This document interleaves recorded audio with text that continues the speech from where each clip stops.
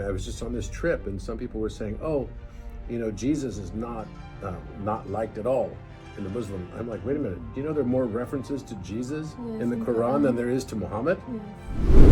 For me, it's our duty as a human being to speak up about injustice, and especially about crimes and the genocide that's happening now in Gaza.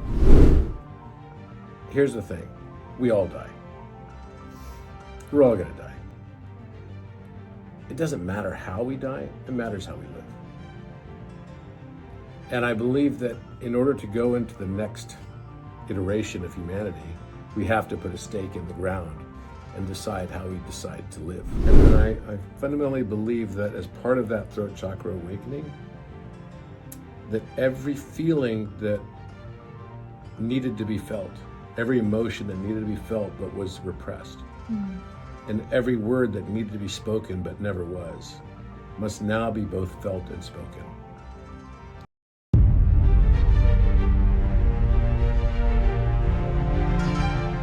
Dad, what a pleasure to be here with you in Casablanca. I'm so glad, and it's an honor for me to be with you finally. And I really wanted to meet you, and yeah, I'm so happy.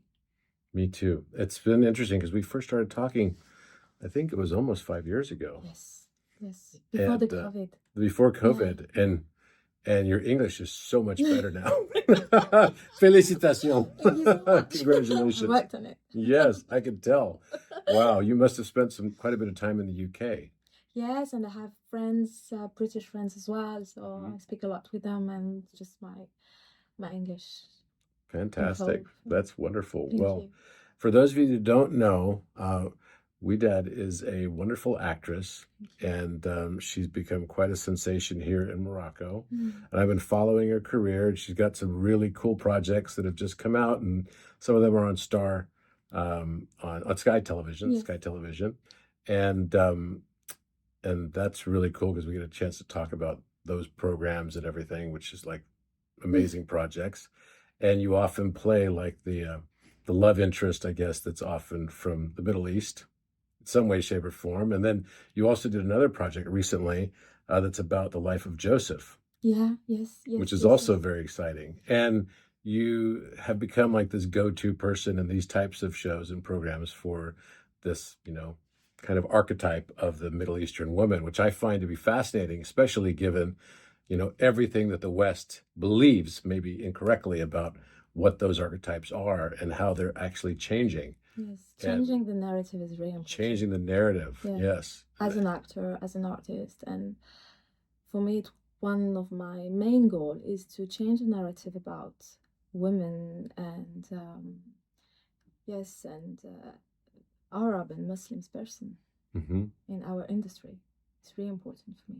Absolutely. And you also spent quite a lot of time in France. Yes. But your other home. Yeah, this is my home. I grew up in Paris, so I have this Parisian style. Parisian flair. Yeah. And you've definitely got a great stylist. There's no doubt about that. We should be profiling the stylist as well, because I've seen you on the red carpet, and you always are come across as, like, I would say, almost old Hollywood glamour. Thank you. Yes. And you've really captured that style. So really amazing. And you've got some things that you're very passionate about too, which is why I also wanted to speak with you, because you've been a very outspoken advocate on two topics that I have in particular noticed. One of them is on really all this compassion and love that you have for animals. Yes. And I'd like to really go deeply into that.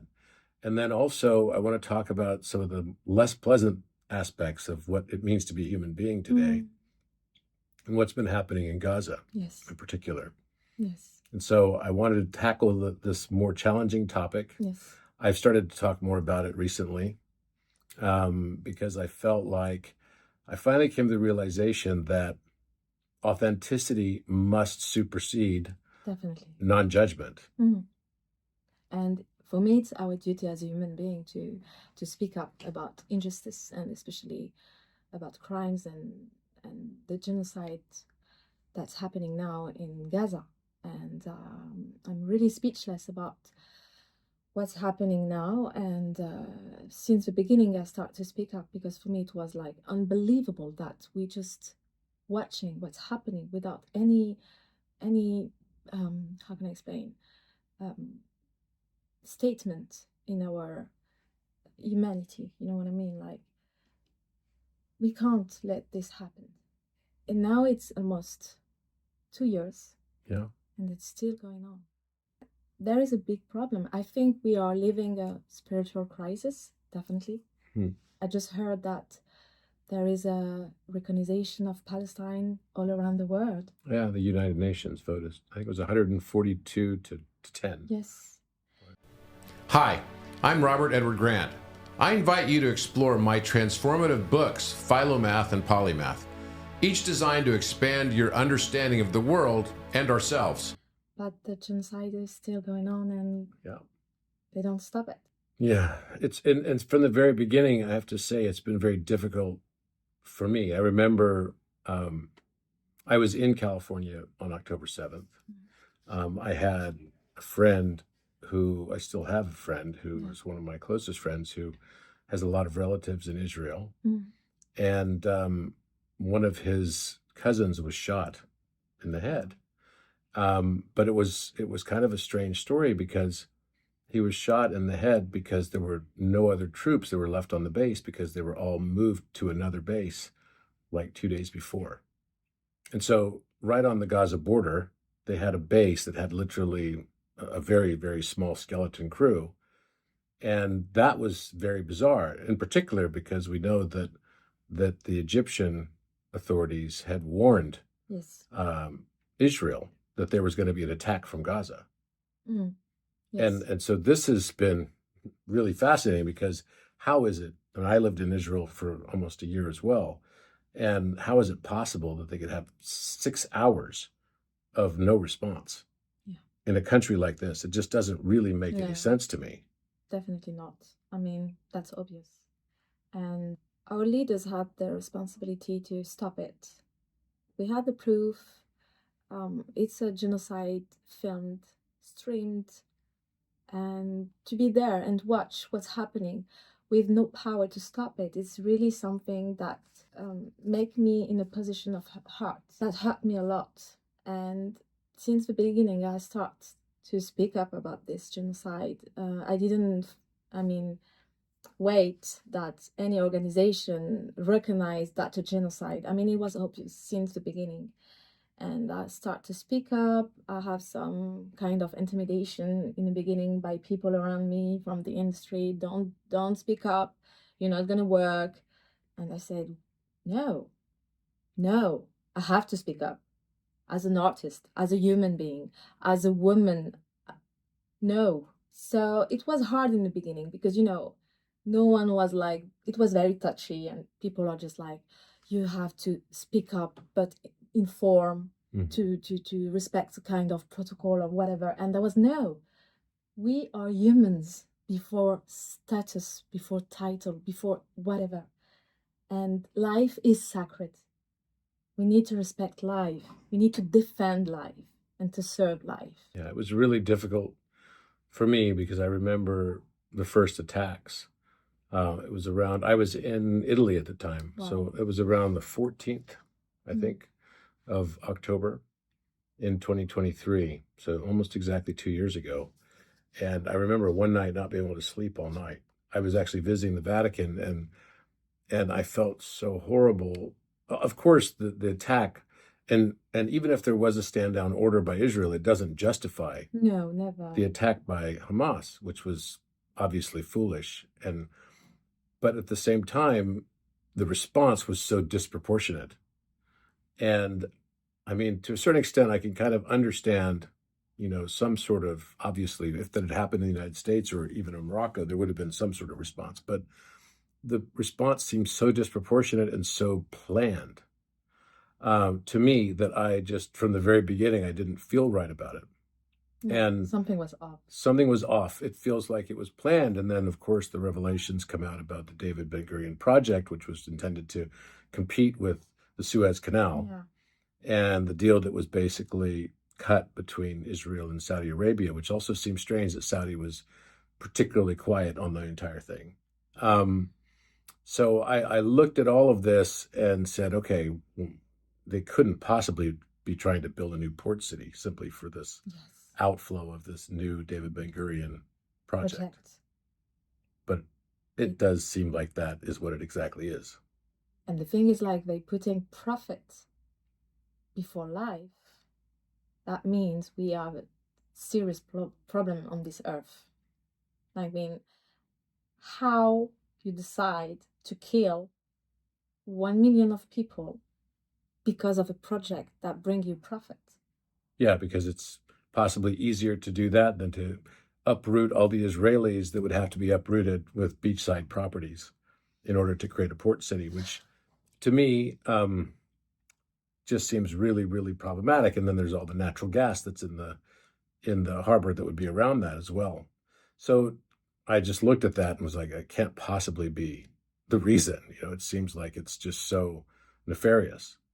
And at the same time, only 2 months before, in August, there were national demonstrations going on against Benjamin Netanyahu. Yes. So what a convenience that almost, within 2 months later, he was able to stop his ouster of his own self-admitted corruption, which is really amazing. But I mean, corruption with Israeli leaders, prime ministers, has been pretty common, whether it was Ariel Sharon. It hasn't been since Yitzhak Rabin, who was, of course, assassinated. Yes, the Israeli government is really deeply corrupted. And it's a big problem because they don't respect any convention, any international statement, and they just do whatever they want. And I mean, as a whole, as a humanity, as a community, all together, we need order and to respect the law that connect us. It's really important because me, obviously, I'm not feeling safe since 2 years. Felt completely I felt depressed when the genocide started. And I thought to myself, in which world we are living to be able to allow these mass murders and killings and doing nothing during 2 years. Yeah, it's really amazing. And even though, I've been very much an advocate for, in general, non-judgment, because I do realize that what I thought was fact is merely facet. And so I try very hard to put myself in other people's shoes and perspective. And this is how we learn wisdom, I believe, that if I can try to find a way to understand the other side's perspective, that's the most important thing we can do in life to grow and expand our consciousness. And what's your perception, about what's happening? So why does it happen? Yeah. So there's clearly darkness and evil in the world, but I don't believe that darkness exists. We often say that darkness is the absence of light. I don't believe that's the case, neither from a physics perspective or from a reality perspective, whatever we call reality. I believe that darkness is the absorbed condition of light's reflection. Yes. And that there can be no light without the darkness. And that what we're looking at right now is a collective shadow that is in, the collective unconscious that we're now starting to become confronted with. And I think there's a lot of areas that this is going to become confronting to the entire populace. So think of it like this. You've probably heard of the dark night of the soul, right? Yes. So we're going through the dark night of the soul right now for all of humanity. Wow. And so what that means is that we're having to face the collective shadow and learn to integrate the reality that we are doing such atrocious things. And we are not consciously aware of it because what we tend to believe is that, we've come from this history of might makes right. And at the same time, we also tend to believe that whatever benefits us is the only moral and ethical imperative. But actually, that's obviously not the case, right? Yeah. And it doesn't even benefit the person who believes that. That's the interesting part about it. I'm not afraid of people that have darkness. I'm only afraid of people that believe they have no darkness. And that's what often happens, whether it's Adolf Hitler, who thought he was doing the right thing, right? And or people like Benjamin Netanyahu, who I believe believes he's doing the right things as well. Like he thinks he's on a mission from God type of a thing, which is convenient, right? Because it's also happens, the mission from God happens to be exactly what benefits him the most. And we all do this. And I'm not saying he's the only one who does it. I've done it too. We all do it. We're not consciously aware how the things that we believe are the moral and ethical imperatives are actually just the things that will benefit us. Because an eye can't see itself without the aid of a mirror. Because a knife can't cut itself. A fire can't burn itself. A light cannot illumine itself. Likewise, consciousness cannot perceive itself without dividing itself into mirrors so that it can see these different perspectives. And that's what we are to each other. We are mirrors of division. Yes. To be able to basically apply. Now, collectively, when someone's going through the dark night of the soul on an individual basis, they're having to see and be confronted by all the things that they judged were the things they became. All the hatred they basically extended to others was the hatred that they became without even recognizing or acknowledging it. That's true. Right? It's like we attract everything we judge until we no longer judge what we attracted. And so what that means is that the best way to live is to learn how to love your fellow man, to learn how to love yourself, and therefore that projects to the world around you. If you're surrounded by assholes, it's because you're the asshole. You're resonating at the frequency of asshole. And that's sympathetic vibration. I agree. It's completely true, and that's how I perceive the things, but it's a work, you have to be really aware and to work on your conscious to see yourself and see others, and to be able to work on yourself, and to grow up as well as a soul, and to live this human experience, and to bring all the potential you have to this world. I think this is our common goal. And yeah, I think it's a really a shift what we're living actually in our world, and it's really important how we're gonna act and how we're gonna think about the future and the present as well, but how we're gonna transform this world and how we're gonna make everything aligned. So what I finally came to the conclusion of was that just like the very first step to being able to fix anything in any 12-step program is getting past the denial. So you can't just turn a blind eye to what's happening. You can recognize that there is a different perspective, that the other perspective also is legitimate because it exists. It doesn't have to be legitimate because it's right. It's just legitimate because it exists. But in order for you to be able to finally fix and integrate the situation as a collective humanity, we have to no longer be in denial. Definitely, yeah. Of what it is. And so because of that is why I started to speak out about the situation, because I firmly believe that we're going through a collective and global throat chakra awakening. Yes, I felt it. I felt it like 2 years ago. I was like, your throat chakra needs to be free. If your throat chakra is not free, you can't be aligned with your soul mission. That's right. So no authorities, nothing has the right to block my expressing. And the only authorities I have is my own authority. And it's really important for me to have this freedom to speak and to position myself on who I am and why I'm here and how I can act to be the more authentic with myself on this dimension. So important. And I fundamentally believe that as part of that throat chakra awakening, that every feeling that needed to be felt, every emotion that needed to be felt but was repressed, and every word that needed to be spoken but never was, must now be both felt and spoken. And otherwise, we cannot fully open the throat. So that requires us to be radically honest with ourselves. Yes. And this authenticity and this honesty supersedes and exceeds the value of non-judgment. This is the Maginot line where it meets in the fifth dimension, which is the fifth chakra. Yes. Right? Yes. So this is where love has to supersede and exceed our desire to be right. And that is absolutely true. That's what I believe enlightenment to actually be. And I don't even like the word enlightenment. I believe it's enlightening because it never ends for us. But I realized that in order for there to be a collective shadow integration. It has to begin with me also acknowledging what is taking place. Yes. And I may be wrong in whatever it is. I'm not talking about Gaza in particular, but I may be wrong on the things that I have felt and needed to feel, but didn't allow myself. And I may have been wrong on the things that I have needed to speak, but I never spoke. But either way, I must still speak them and I must still feel them.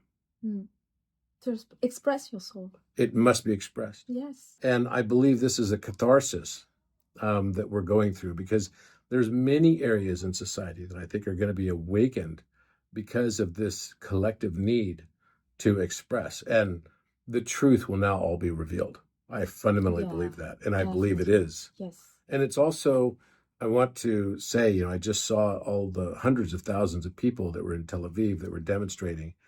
It's nice to see that we're not the only ones, that it's actually starting to go around the globe. And there are many in the,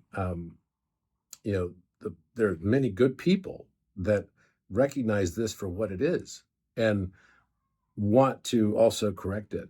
And many of them are all around the world, but many are also in Israel itself. And I live there, and I have many friends who are Israeli, and I love them, and I've loved the country as well. But the idea that we can turn a blind eye to what's been happening is just antithetical to a solution. Yeah. I mean, it's like, it's impossible to witness what's happening now and not speak up and not doing actions to stop it. And the responsibilities of our leaders are really engaged on what's happening now, because that's unbearable. It's totally unbearable. And in addition to that, it's alarming that even now in the United States, there are bills being presented in Congress that would seek to limit our ability to express our disdain for only the country of Israel. I can speak negatively about the United States government. That's my right as a First Amendment right holder, as an American citizen. But you can't. I cannot speak negatively. That's what they propose. I would not be able to speak negatively about Israel. Yes, that's a problem. Which is completely insanity. Yeah. And it says to me that my government in the United States, if they pass this, is completely illegitimate. It's not a government anymore. Because that's corruption. It's corruption. Totally corruption. And it's already happened. That's the thing, is that the corruption is already rampant across the entire United States government. But now we see. Now we see it. We see it. Because, it's like what's good for the goose is not good for the gander. And we claim to be espousing free speech rights, but not on one topic, excuse me? Yeah. And you know what? Here's the thing. We all die. We're all going to die. Yes. Eventually we all die. It doesn't matter how we die. It matters how we live. And I believe that in order to go into the next iteration of humanity, we have to put a stake in the ground and decide how we decide to live. That's really important. Really important to be brave enough to be honest with yourself and to act according, to be like, for me, discernment is a key.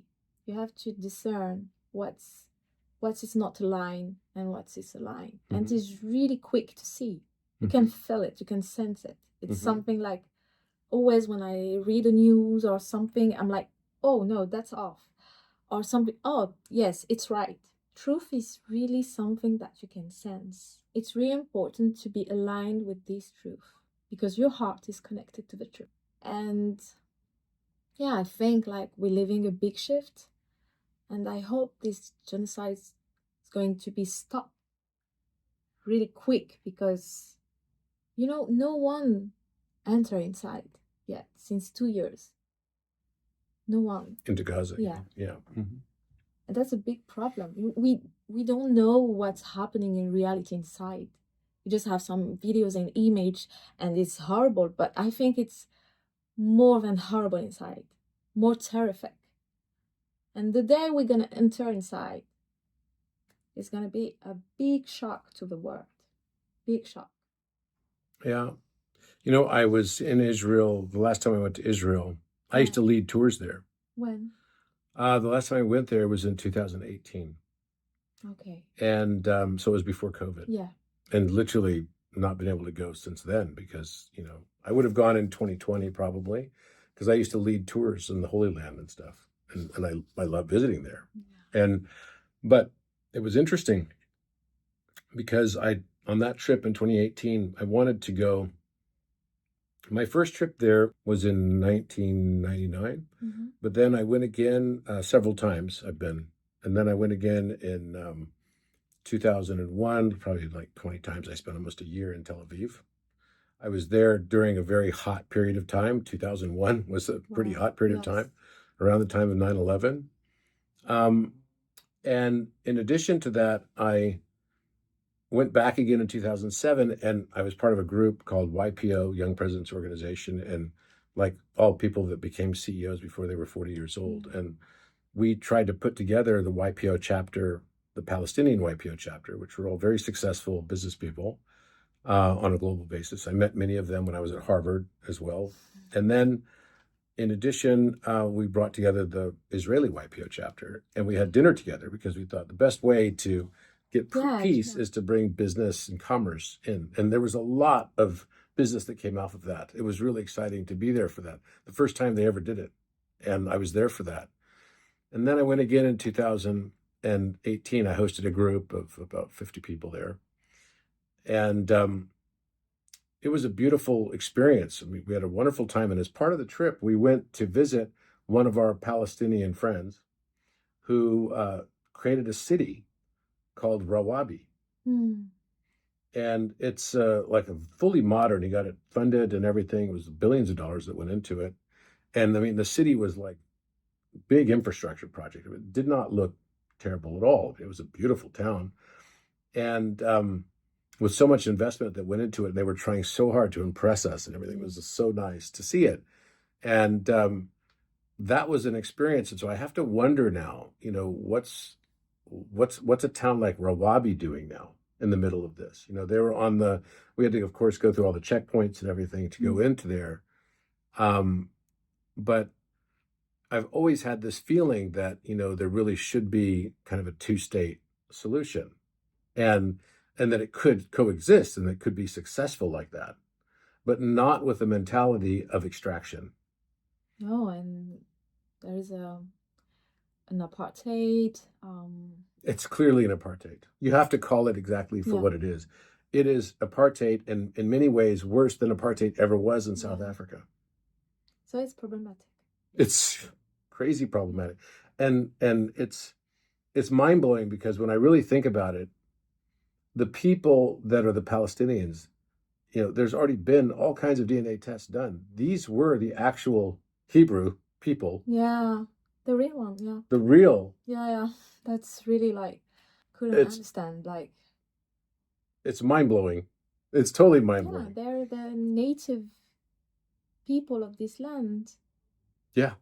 And also, what's also mind-blowing is a lot of people don't know, because I think we've kept it out of the American culture and tried to keep it and make it seem like ever since Iran had the hostage crisis, no one in America was willing to even listen to the perspective of, a reader of the Quran.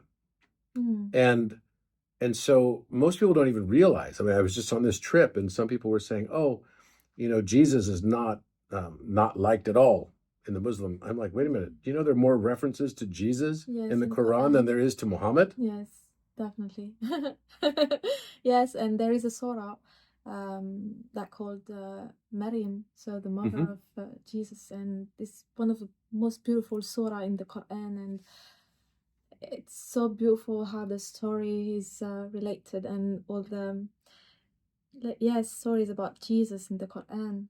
He is a prophet really beloved in our traditions, and I love his story. I love everything about Jesus and Mary, and it's really mind-blowing because what that really means is that we have so much in common. So much in common. I mean, and so it's funny because on this last trip, I've been analyzing a lot of the Quran language and where the differences are in the Old Testament in particular. Yes.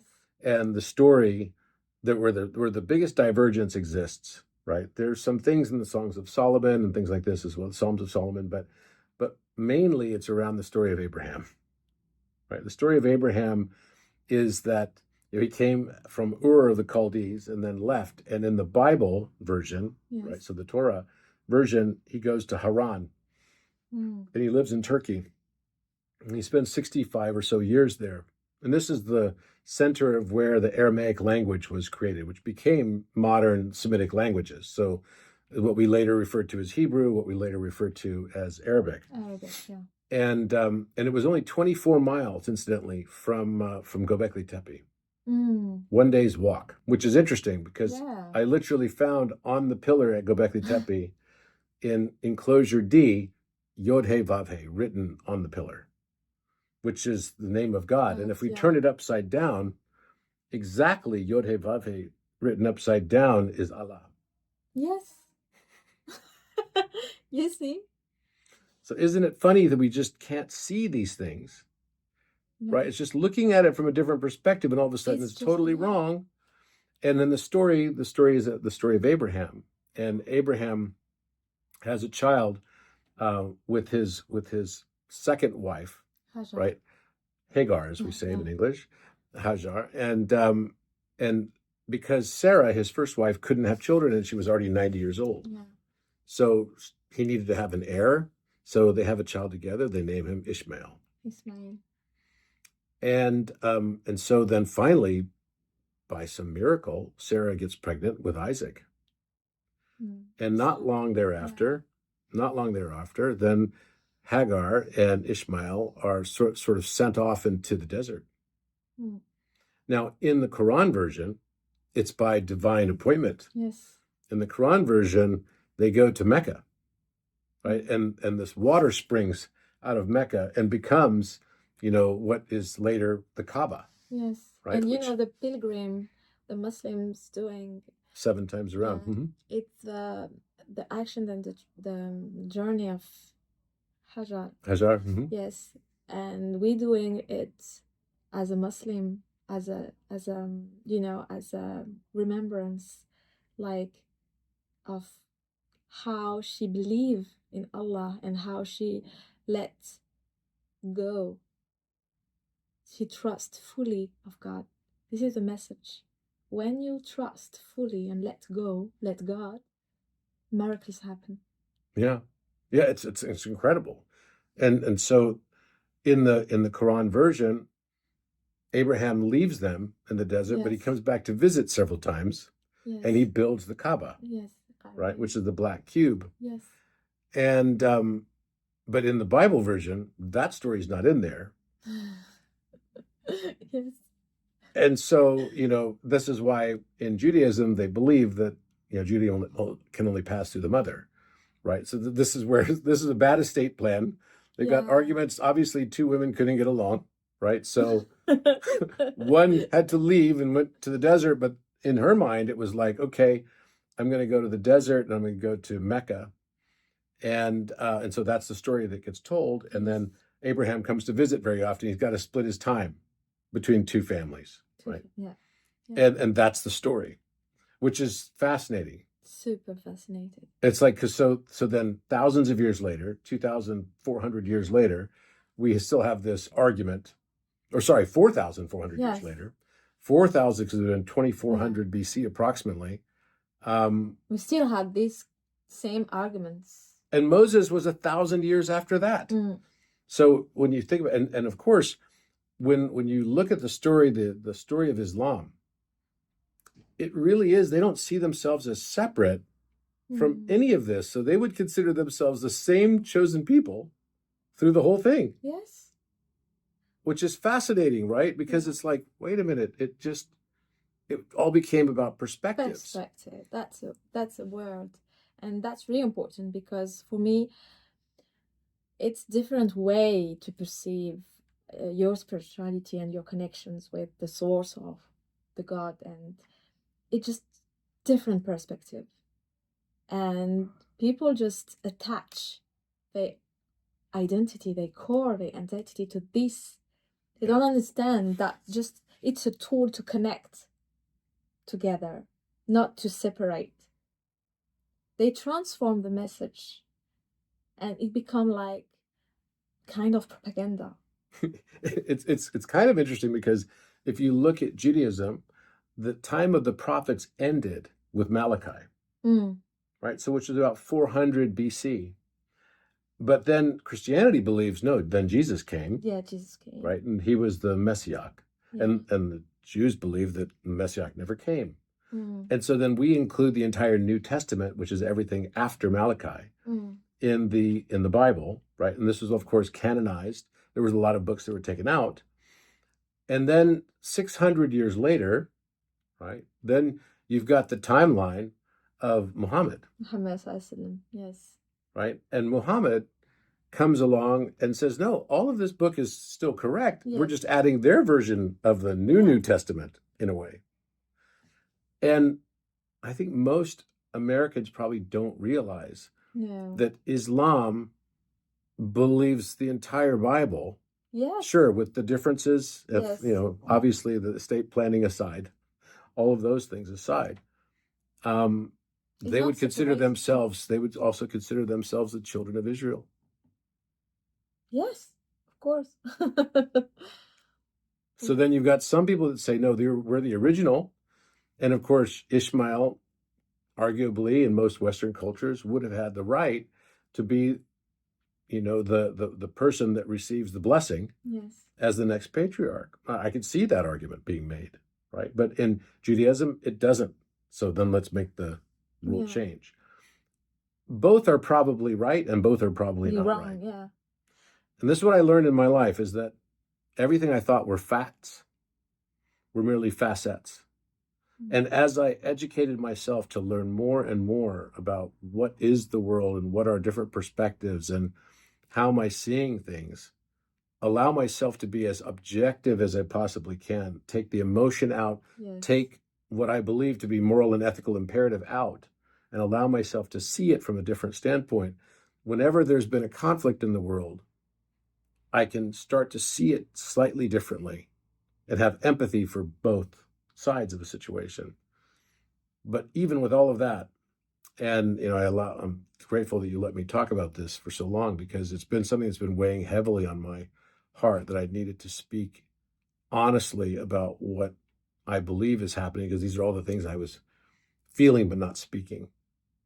It's important to speak about our different perspective, because if we don't have communication altogether and not able to speak about the things that it's important to speak about, this is where the illusion of separation starts, because communication is a link, and listening as well, and to be able to not judging the perspective of the others, the people are around you.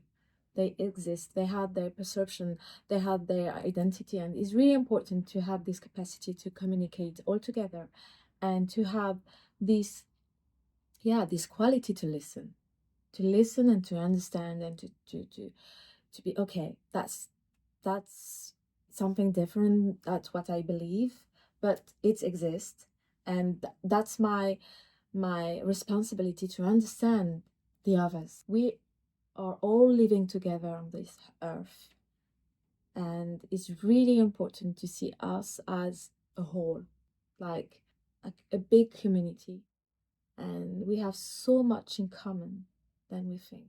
And I really hope that the world's gonna become more peaceful and more put life in the center of life. For example, it's really important for me, because that's something that's so deep. Like we need to understand, like, life is really sacred, and we are here to serve life, to protect life, and to nourish life. The Trinity. That's all. For me, it's the main things that we have to focus on. Is the beginning, like Hayat, Hawa, how it's Eve in Arabic. It's the name of the first woman in. How do you say her name? Hawa. And it means it's come from Hayat, so it's life. And we have so many examples in the Quran that describe the society of bees or ants, matriarchy system. And for example, bees, they put life in the center of their system. There's a queen creating life, and all other bees are protecting the queen and life. And that's the system we need to follow. Yeah, actually, it's interesting, incidentally, because I don't know if you know this, but I think queen bees live something like 20 times longer than a drone bee. Yeah. Because they eat only the royal jelly. Yeah, yeah, I know. So it's like, give me the royal jelly. But we have so many examples in the Quran that speak about how a system should be functioning, and we have Surat the ants as well. Mm-hmm. And I was really fascinated about this example. I was like, okay, even in nature, you see, animals are just living, protecting life, serving life. That's natural for them. Mm-hmm. And as human beings, we're just living differently than animals. But I was like, no, that's not right. I mean, for me, I felt like something is not aligned. We need to be more focused on life itself, how we can protect life, how I can serve life, me as Ouidad, how I can protect life, how I can nourish life. And everything just aligned, like, okay, life is really sacred. This planet it's a beautiful planet, and we just don't recognize her as sacred. We were just listening to the Devi prayer. Yes. Before we started talking about this, which is about the divine feminine and the return of the Shekinah, right, which is this notion of that humanity can only be crowned when there's truly the balance with the divine feminine. Yes. And I feel that that's what's necessary right now. I see it all over the world. We're too much led by logos. Yes. And not enough by pathos. Mm. And in order to open the bridge, we have to speak. Because the throat is the bridge. Yes. Between the heart and the brain.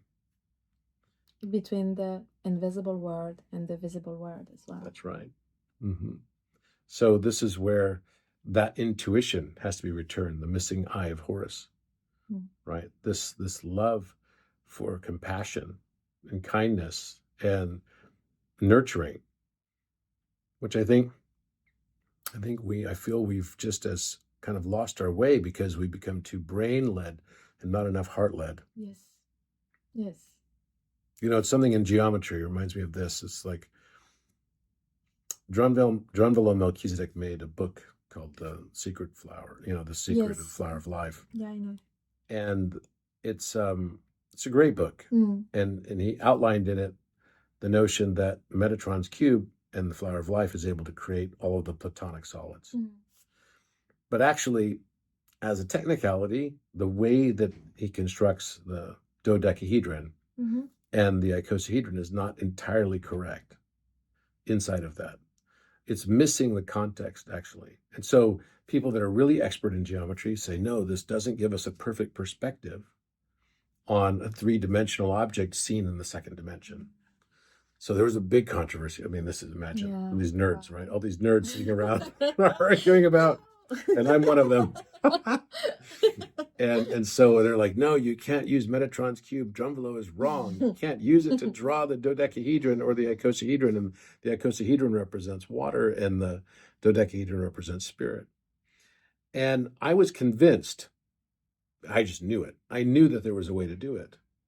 And so they challenged me and they said, no, you can't. You have to get the perfect ratio of 0.618, 0.33987, and this line has to be that. This is how they do that. It's like, you got to make that using Metatron's cube. And I figured it out.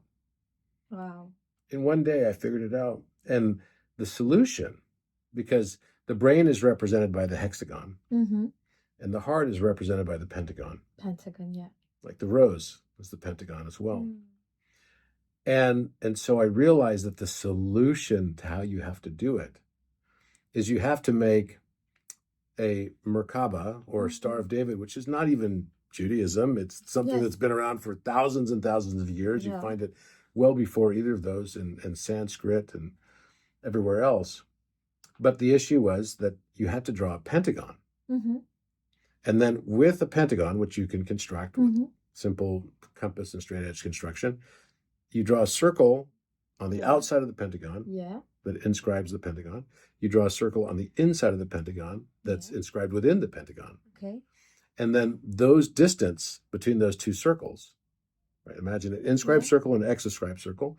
The distance, then you create a Star of David, right?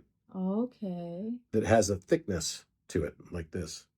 And then from that, you draw the standard Metatron's cube in the exact same way you normally would, except that you start from the inner points of the Merkaba and go to the outer version, right, of the inner hexagon that's there. So it's the outer of the two inner hexagons that are formed from that. And from that, you can make an absolutely perfect dodecahedron, an absolutely perfect icosahedron. But in order for it to work, you can't be focused only on the hexagon, which is the brain. You have to do it all within the context. You start within the context of it's from the heart. Wow.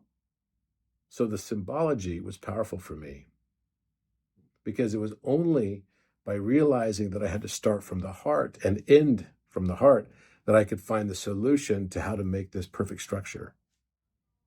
Wow. Wow. It's the divine feminine. So I think there's a lot of metaphors like this for us in life that we miss. If you could send a message about Gaza to all the listeners of this podcast, what would it be? Speak up. It's important to speak.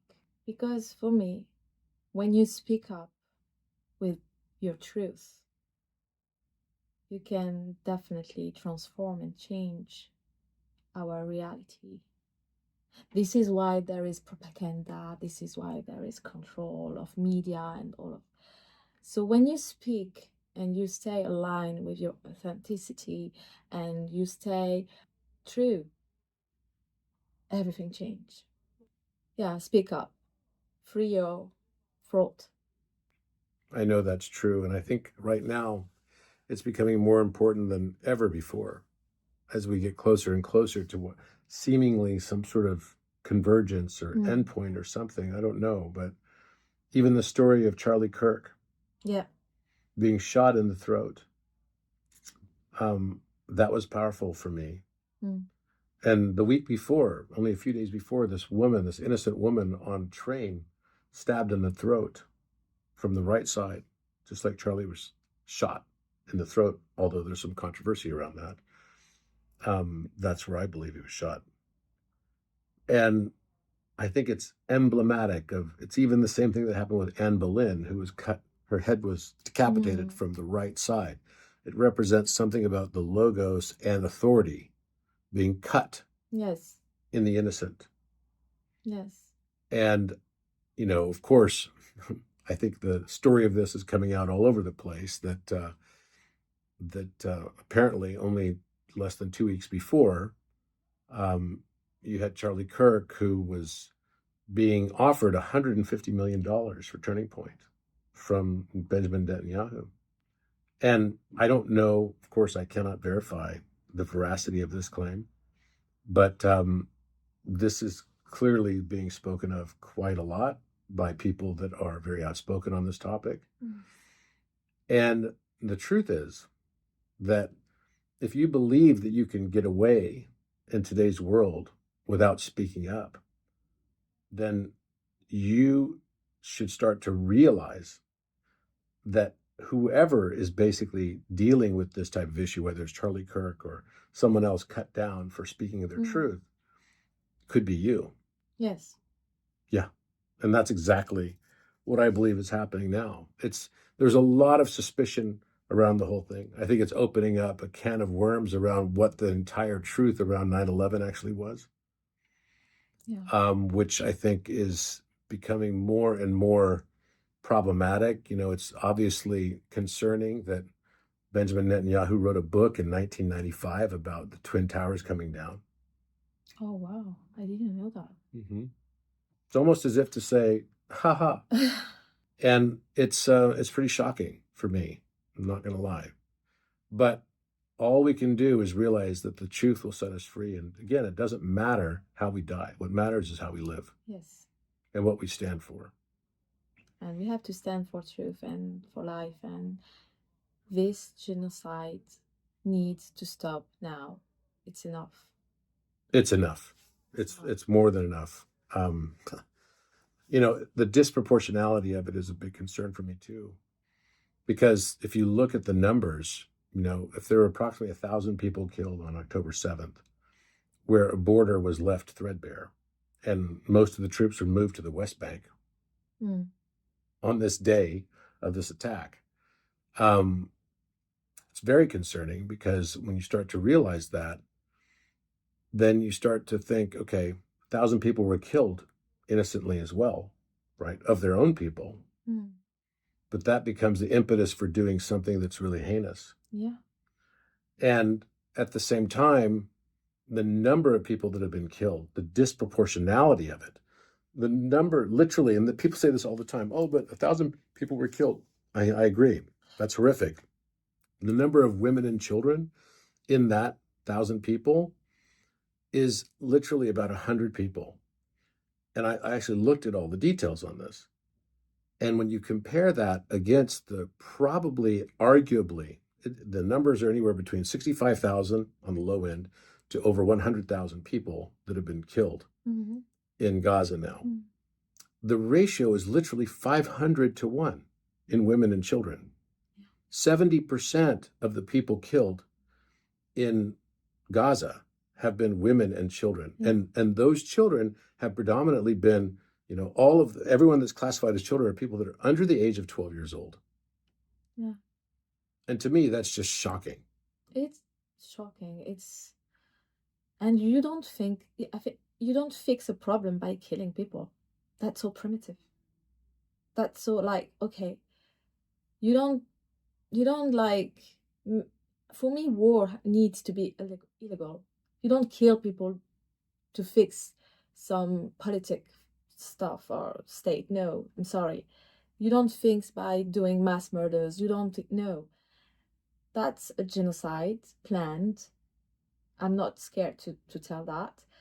And we need now to act on this properly. First of all, speak up, denounce, boycott, to make pressure and to say, no, we know the truth. They don't fool anybody. I mean, everyone knows now. And we need just to be aware, because if they do that in Gaza, they can do it, government authorities, they can do it everywhere in the world. Because if we allow this, it's going to be normal. Okay, that's a big, big, big spiritual crisis. Really, really, I'm really concerning about the future. I'm how our children, they're going to understand what happened now. Oh, you see people dying during 2 years and no one stopped this? Yeah. How are we gonna explain this to our future generations? How? Yeah, it's really amazing. It's very concerning to see where we are in the world right now. But at the same time, on so many other things, I'm actually quite optimistic. Yes, I know you're super optimistic. I'm a super optimist. But yeah, I know. But I also feel the need to speak out about this, because it's just not, one of the most profound experiences of my life was in 2007 when I spent a day at Yad Vashem.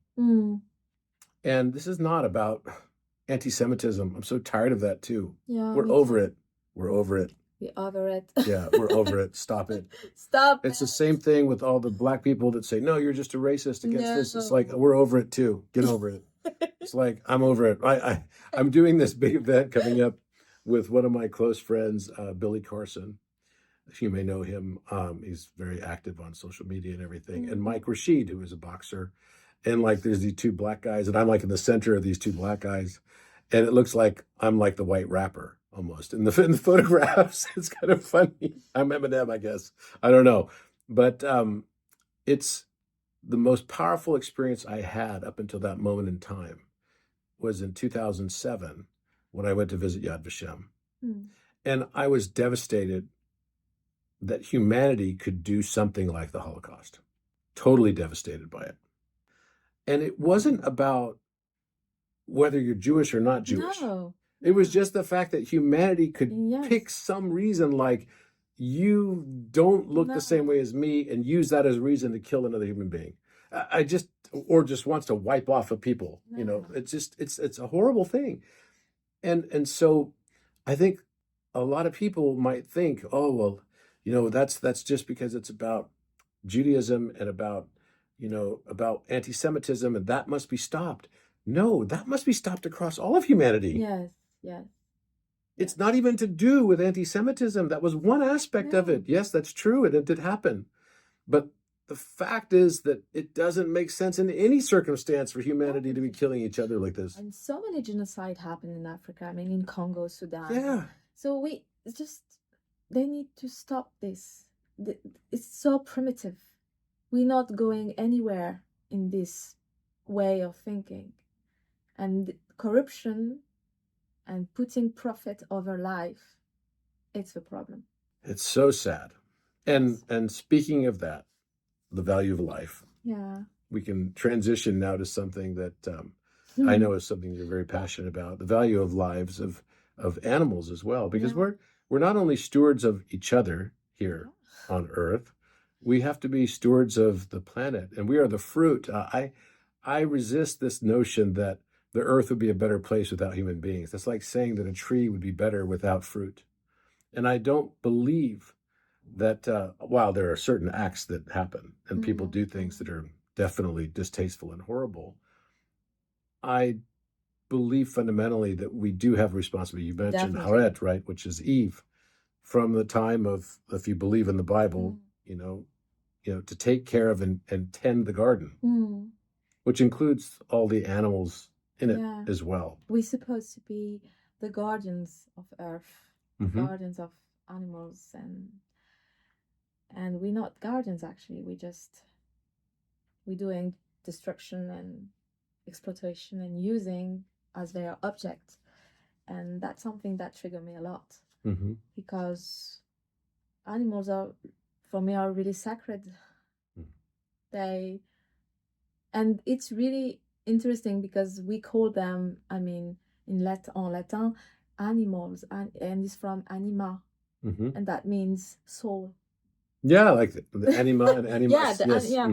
And I'm like, wow, that's really profound. And when I saw an animal, whatever it is, like a horse, a donkey, a cat, a dog, whatever, a bird, I feel so safe, so like peaceful, and I'm like, wow, this creature just exists in front of me, and what the beauty, and what I'm very sensitive about creations on Earth that bring me a lot of peace and inspiration, and feeling always connected when I'm close to an animal, and that broke my heart when I saw like all the killings of animals, the exploitation of, for example, I mean, meat, the industry of meat and all this stuff. And we have a big problem now in Morocco, and they're killing dogs and cats from the streets because we have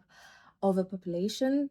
They think that's a solution, and we know it's not the solution. The solution is the TNDR program. That means trap, vaccinated, nurture, and return.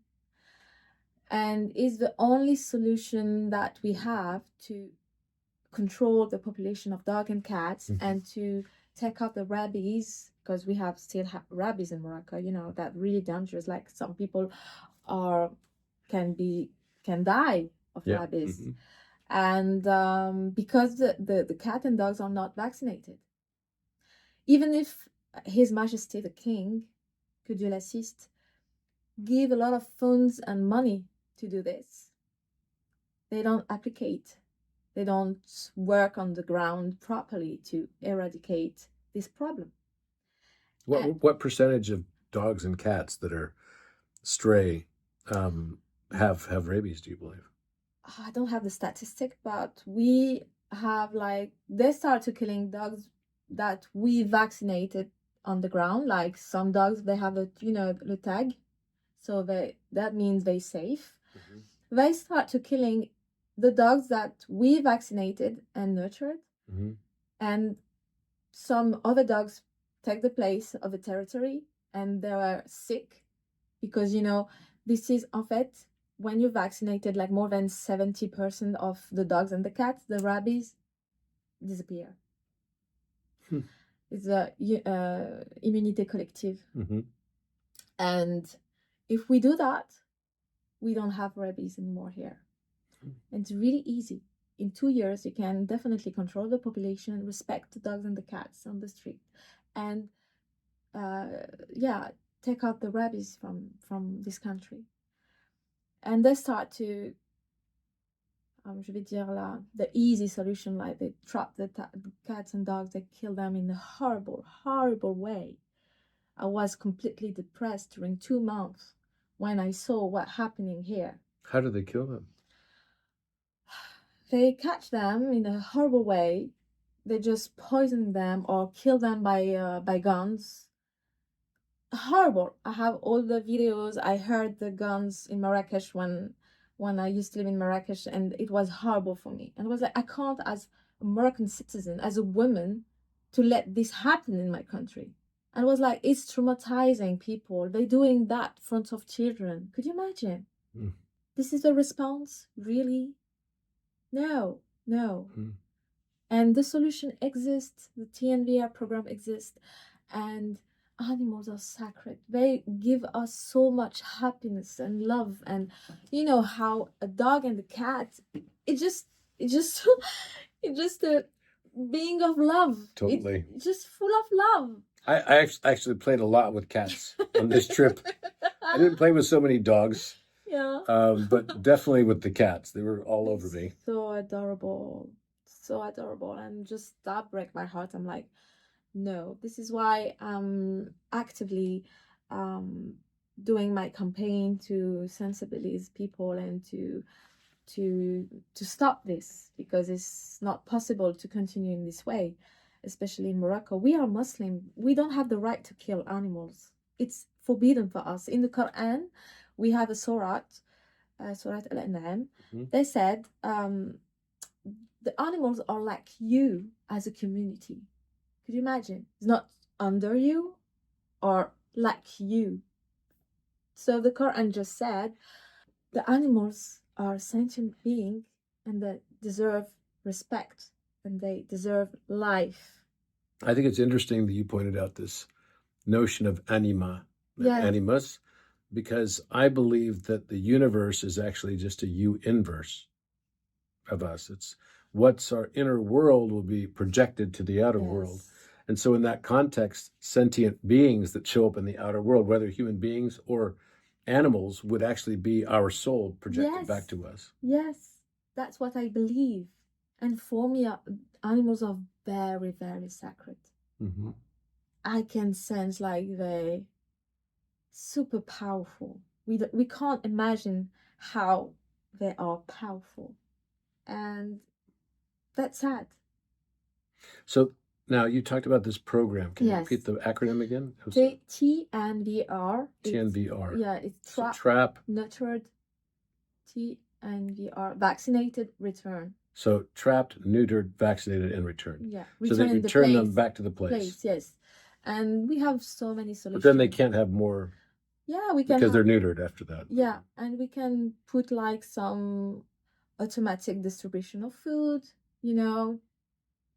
or we can have a center to take care of them when they sick. We can create more workers about animals on the street. We can do so many things. We can do a caravan solidaire all around the country to vaccinate them. Mm-hmm. You can do like some program of education about why animals exist on Earth. We are part of ecosystem, and everyone has a role. Everything is putting for a reason. and it's a big battle. Mm-hmm. Since I'm here in Morocco, I really decide to fight for animal rights and to be activist on this topic, because there is a big lack of awareness, and as well we don't still have a law to protect the animals here in Morocco. And for me, I think that's the best opportunity to create a law. Mm-hmm. Maybe we can be the first country in Africa and Arab world to have this law and to lead by example. Mm-hmm. And it's really important for me. And this is my battle here for animal rights. I can sympathize with what you're saying. I mean, I have noticed a lot of dogs and cats. Mm. And so I'm guessing that probably it's just the sheer numbers that made it such a big issue, but also the rabies and then of course they mate pretty quickly, so they end up with more and more. So I really like the idea of what you're saying, is that you could slowly but surely reduce the population by trapping them, neutering them, vaccinating them, then returning them back. And this is the only solution that works. Mm-hmm. The ONSA, so the International Organization of the World of, for la santé publique, the world. This is the only program that works, and that it's a win-win solution. And if you kill dogs and cats, in 6 months, you're going to have the same problem again and again. And it's been like more than decades, like more than 40 years, we have the same problem. I was not aware because I was not living here in Morocco. But when I come back and I saw this situation, for me, I was like, no way, we can't do that anymore. Mm-hmm. Especially in 2025, I mean. Totally. So, yeah, I'm fighting for that. Et voilà. Hérésie, et voilà. Et voilà. Et voilà. So where could you tell people that are interested in getting more involved in that, or learning more about what, is happening with this program of trapping, neutering, vaccinating, and returning? There's so many organizations in Morocco, like Irham Association, that really good, and we working on the education contents on, internet, and to put a focus on this and to explain how. I just want to say to people, like, please adopt animals. They need love. They need to be in home, and if you can't adopt them, at least you can sterilize them, vaccinated them, and feed them, please. and just not be, how can I explain, with no empathy. It's really important to put empathy on this situation as well. And there's a lot of organizations, safe organizations, because we have as well corrupted association on the ground that take the money and don't do their work, So speak up as well. This is, for me, it's a genocide against dogs and cats. So, yeah. The thing I like about what you're saying is that you have, instead of just being against something, you're actually for something. Like, you're for this program of trapping, neutering, and vaccinating, and returning them. I like that. And I understand, because the things that we tend to fight against, they resist, right? It's like whatever we resist will persist. That's the thing. I want to put my focus on action, because compassion is love in action. Yes. And compassion is revolutionary. Mm-hmm. That's my mantra. Yeah, compassion gives you the feeling of like compassion, oui, right? Compassion. Mm-hmm. Et la compassion, c'est révolutionnaire. Mm-hmm. Et la compassion, c'est l'action. Mm-hmm. So action is compassion. Mm-hmm. And that's really important for me to transmit this message, and to say, like, love is action, is not a verb. Mm-hmm. Yeah, that was, I think. So tell me about your projects that you're working on right now, and which programs and everything you're involved in that people can see. Yeah, actually I have a series on Sky Television, Atomic. Atomic. Yes. It's a very exciting series. I can't wait to go home and watch it. And I have a movie is going to be released in Morocco soon for my Moroccan people. Empreinte du Vent, directed by E73. And I'm working on different projects in France. So, but I'm very like superstitious, so I'm gonna be like Okay. Stay tuned. But yeah, so I have so many things coming up. So yeah, I'm very excited. Tell us a little bit about Atomic and what. Yes, it's a series, British series, really, really strong and intense with a lot of action in it, and I love worked on this series because we were working on. And you're in season 2 now? I don't no because I can't tell you why. Okay, so because I will spoil it. okay. But I really love to work on this project because we were working in Morocco, and I love working in Morocco, especially when in desert or that bring me joy, and I love it. And well, it's on Sky TV. Just watch it. Atomic on Sky TV. Yeah. Okay, definitely. All right, I'll definitely be watching it. Yeah. And then when does the Joseph one come out? It's on post-production. I don't know yet, but probably in 6 Is it or public, 6 the months. part that you played? Sorry? Is it public, which part you played? Is it known in the public about yeah. that? And Yeah. It's known, but it's still on post-production. Maybe in 6 months or 8 months, the things are really like not precise on the release date, but coming soon. And you were playing, was it Pharaoh's wife or something like this? Yes, yeah. And it was really interesting to play. I love playing actually historic. Who played Potiphar's wife? That's what I want to know. The one who took off the clothing of Joseph and he ran out naked. Yeah, you love history. Oh, yeah. Yeah, I can say it. This is why I was following you, because I was really inspired by your podcast and I learned so much, and it was really profound and really, you taught me a lot, and I'm very grateful to be with you today. Thank you. And speak with you, because that means a lot for me. I'm glad that we waited as long as we did, because we got to the point where I was comfortable to be talking about some of these topics that maybe I was not as comfortable before to verbalize as much, and now I am. And we're all a work in process. Yes, never finished. It's never finished. Thank goodness for that.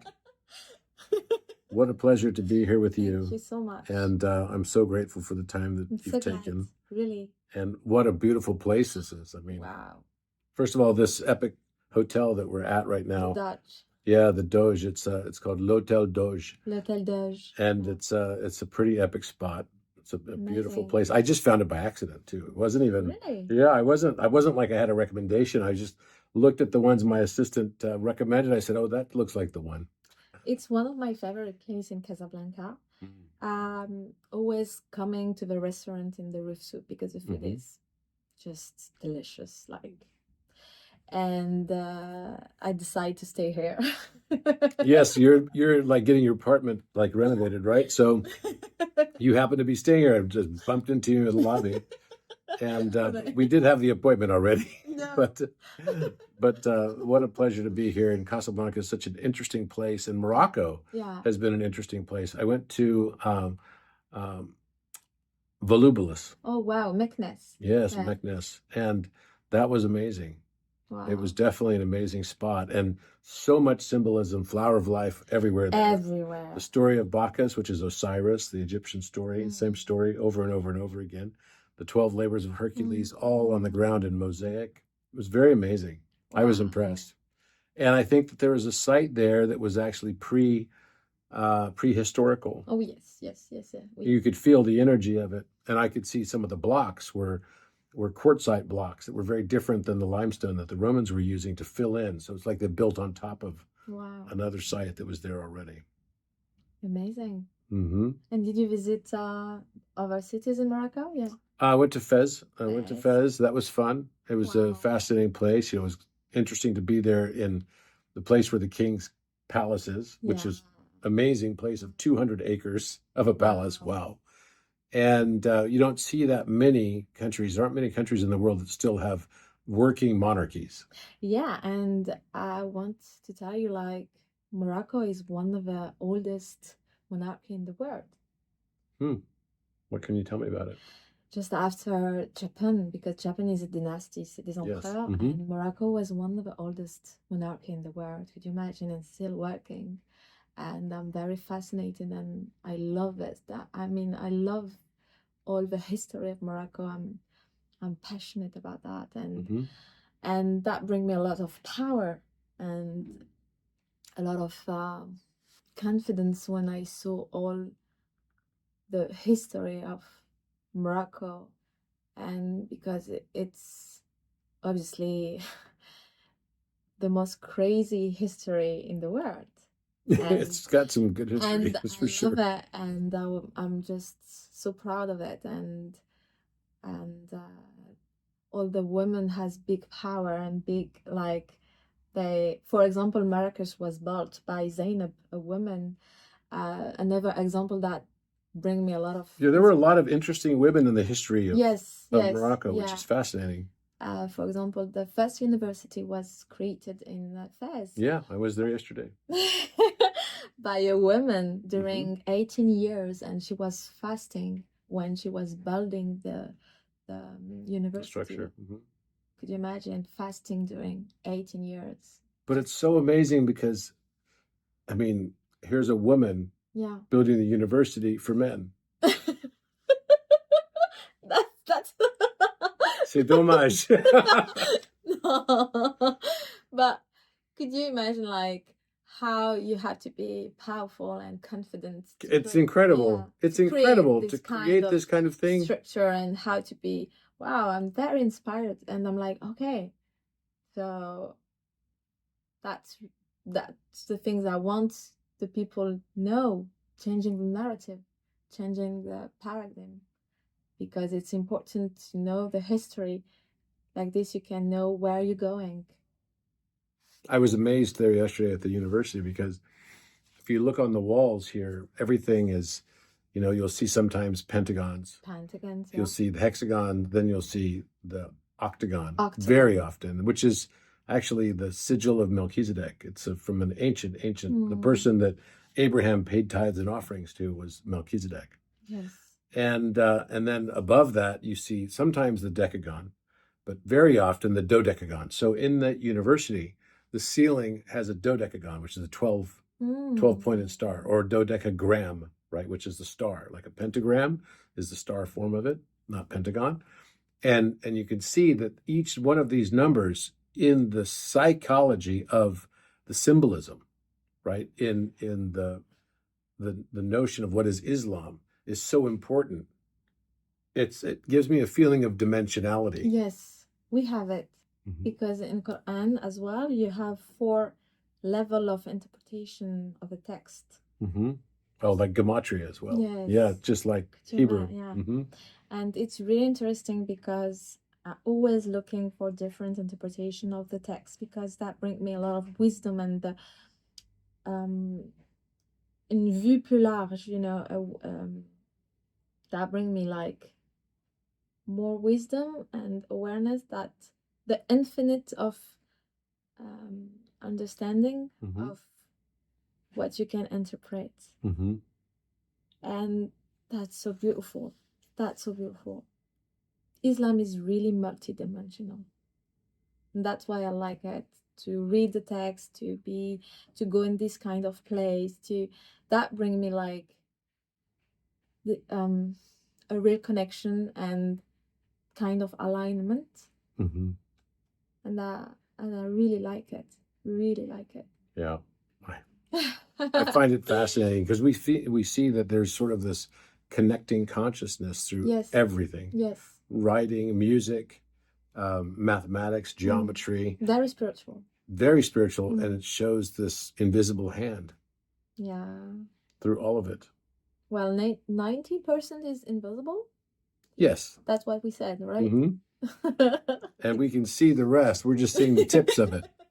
We don't see all the detail of it, but thank you so much. Thank you. It was such a pleasure to be here with you. Thank you so I hope to see you again soon. Soon, yeah.